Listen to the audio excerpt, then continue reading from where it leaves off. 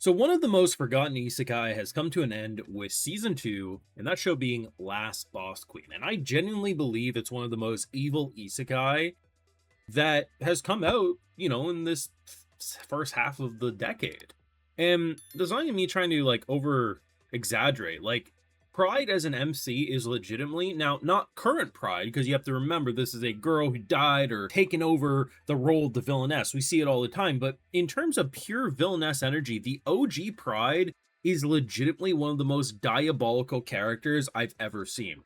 And it's easy to forget how fucked up she actually is, and the reason why she tries to avoid everything in this life. And with season 2 now having come to an end, which I gotta admit was a bit of a diabolical cliffhanger, I'm very hopeful we'll see a season 3 because of the big war they set up, but I really want to get this out here to explain why people really gotta peep this, because I gotta be real. When I saw season 2 was coming out, I was like, oh yeah, I watched season 1, I thought it was a fun show at the time. But I was okay skipping out on it and watching the new Villainess show that some people want me to watch. But I did a poll and I had more people wanting this one, right? I leave season 2 needing a season 3. I think season 2 is a significant upgrade to season 1. Not only because I think the Prince storylines, there's two of them, were just more compelling than anything that I saw in the first season. And while the first handful of episodes of season 2 were a little mediocre, like they were enjoyable, but they're not anything I'm going to write home about. There's two princes we deal with, and just realizing the type of bullshit that she put them through in the OG timeline.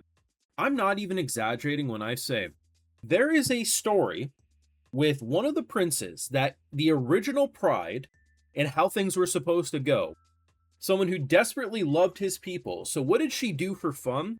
Basically put him in a tower, locked him up, and every so often would bring him out with the entire purpose of, if you don't obey me, I will kill everyone you love. But not just that, I'm going to make you slowly but surely torture people to death in front of me. Not just random people, but people that you love and cherish. And they will be begging for forgiveness. Please don't do this, Your Highness, we love you. And you'll have to slit their throats. It is messed. In season 1, she had plenty of moments where it's like, oh man, she turned people into slaves. And because that's who she was. The OG Pride was a fucking bitch. She was a menace. And the interesting thing about the second season is while you keep up that evil energy, the big thing is we are at a point where rather than things being pretty one for one in terms of how it was in the original game versus here, things are starting to diverge and things are different than how she remembers. If we got into a season 3, things are probably going to be next to impossible for her to predict. She'll remember characters and, how characters probably were in the game. But in terms of things going according to plan, or, it's easy to predict because in this show, her character does have future sight, so it's pretty easy for people not to be like, I wonder how she knows this is going to happen. She literally has a get out of jail free card. Oh yeah, I have future sight. And like the mom, same thing, she has future sight, right? Watching season 2, which I was really surprised to see that Reddit, which, hey, I understand, going to Reddit is not really the smartest thing to do. We're like, oh yeah, it was a mediocre season. I preferred season 1. No idea what they were smoking, because I gotta be real, season 1, well, I still think was enjoyable. There was a lot more genericness about it, where with season 2, once you get past like the episode 3 mark, you get into two different Prince storylines, and both of them, listen, I'm not a big shipper, right? Like whoever a character's gonna end up with is who the character's gonna end up with. And yet in this show, I was like, oh, I kind of ship them. I'm gonna be real. So there was two princes that really got some focus.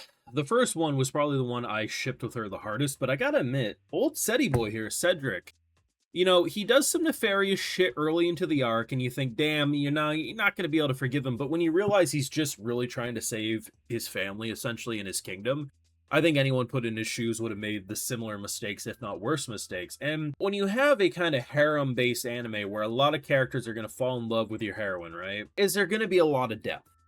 Usually no. There's going to be a base level personality that's mostly going to stay the same, and essentially the fandom's going to get divided on which personality they prefer. But the thing about season 2, which is why I really think it's a step above season 1, is that I felt like the side cast actually got a little more fleshed out. They became a little more unique. And that is one of the things in season 1 that I think was the standout, is that some of the side characters did grow past their initial introduction in a fairly compelling way. But especially with season 2, I feel like it's even more of an emphasis. Like I said, though, first few episodes, not the craziest things I've ever seen. It's kind of like if you were to tell me they're OVA episodes, I would have believed you. They're enjoyable, but I could have skipped them and not really lost too much. It's really the princes when the season kicks up a few notches and I'm like, holy shit, this is actually a really good season. Diplomacy, the military, everything that we're seeing is actually really compelling. I mean, by the end of the season, it kind of felt like an Arslan Senki scene. I was like, man, I haven't felt that in a hot minute because, you know, I kind of try to block it out of my mind because it never got a full adaptation or a continuation. I like Pride. I think she's easily the most compelling Villainess character I have seen. And, you know, we usually watch a Villainess show once every season or once every other season. So we've seen a decent amount over the past 5 or 6 years at this point. And over those years, I've grown to enjoy Villainess shows more and more, but there's something special about this one. There's definitely an argument to be made. They ended the season the way they did because it allows her, when they get into season 3, to have all the time and attention for a big battle. Because it is quite massive. Like, we have big armies galore, and at the end of the day, there's definitely an argument to be made. You would want that to be, you know, the beginning arc of a new season because you have all the time and attention and resources to put into it. Could also make the argument if, you know, you get to end it here and if you never get a continuation, you don't got to worry about that big ass battle. But I'd like to believe that if they didn't think they were getting another season, they would have just made this a 15 episode season and just would have done the battle even if they had to condense it. So I believe eventually we will. It did take a few years to get season 2. I wouldn't be surprised if in a couple of years we see a season 3. Listen, I say it for a lot of shows anymore. 3 people and a monkey. I'm the monkey, will probably care about it. But this was a really compelling show, and I'm not exaggerating when I say this is easily the most evil Villainess anime that has come out. But it's legitimately one of the most evil Isekai anime in present day, mainly because the more you learn about the OG, and this is the biggest star attraction, is that you generally understand the fear. And the best part too is there's even a plot point where a character is like, hey, I knew you were gonna be an evil bitch and I'm glad you're not an evil bitch. The way they handle the evilness is, and every time, and I mean every time they remind you what she's capable of, you're like, I mean, might need to kill the bitch, you know?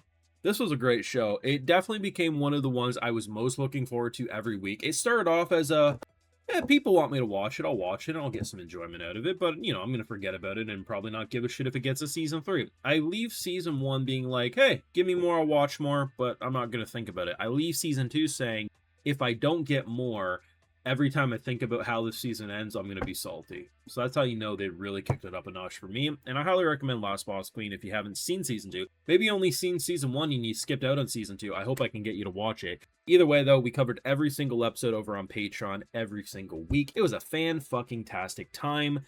Highly recommend it. And yeah, let me know your thoughts down below. Like, comment, subscribe, Patreon for full live reactions. And hey, if you're already over on my Patreon, I'll give you a video shout out too, because my patrons make videos just like these possible. Alright, so today we got Black Cat 19, Nick Howard, DYR, Isil Sodero, Jacob McCarthy, Divine Tank 00, True Demon Lord, Sign, and we also have Ashless. So I appreciate the support, everyone. Please take care, and y'all have a good one.